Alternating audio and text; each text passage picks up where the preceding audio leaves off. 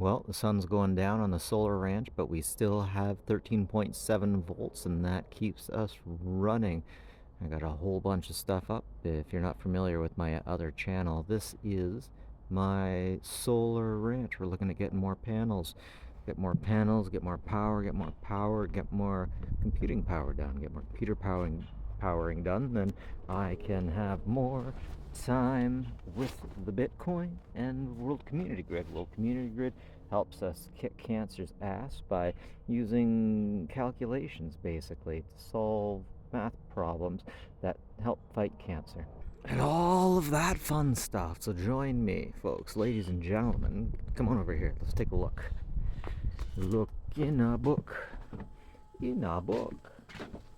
So right now I got the i7, and then I got the Asus, and then I got the extra powerful i7 over here. Just go, go, go, go, go. And then I got an Alienware system over here, but this thing is a real energy hog. You don't want to be using that one unless you really know how to put stuff out. Anyways, and then I got an M70S over there.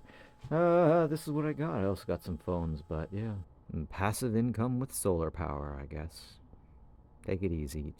Take it easy on one another, everyone.